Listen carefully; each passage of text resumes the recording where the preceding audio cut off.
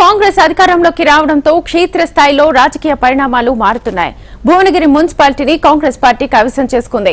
Bhuvanagiri municipality chairman, vice chairman ఎన్నికను special deputy collector Jayashree ఆధ్వర్యంలో నిర్వహించారు. ఎన్నికకు 29 మంది కౌన్సిలర్లు, ఎక్స్ అఫిషియో సభ్యుడు ఎమ్మెల్యే అనిల్ కుమార్ రెడ్డి హాజరయ్యారు. చైర్మన్ గా కాంగ్రెస్ అభ్యర్థి వెంకటేశ్వర్లు ఎన్నిక కాగా, వైస్ చైర్మన్ గా బీజేపీకి చెందిన దశరథను ఎన్నుకున్నారు. భువనగిరి మున్సిపాలిటీని అన్ని విధాలుగా అభివృద్ధి చేస్తానని చైర్మన్ వెంకటేశ్వర్లు తెలిపారు.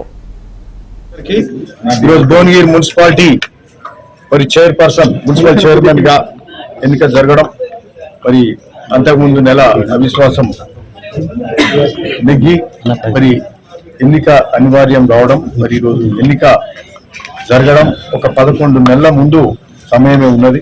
దాని ముందు ఎన్నిక జరగడం, మరి ఈరోజు కాంగ్రెస్ పార్టీ ఈరోజు మున్సిపల్ చైర్మన్ గా మా కౌన్సిలర్ పోతంశెట్టి వెంకటేశ్వర్లు గారిని మరి మా కౌన్సిలర్లందరూ కూడా మరి మంచి మెజారిటీ తోటి 17 మంది ఆయనకు ఓటేసి, మరి ఇంకో పక్క వాళ్ళకు 6 ఓట్లు పడ్డాడు బీజేపీ సైడ్. సరే, ఏదేమైనప్పటికీ మా పోతంశెట్టి వెంకటేశ్వర్లు ఈరోజు మున్సిపల్ చైర్మన్ గా ఎన్నిక కావడం చాలా సంతోషం.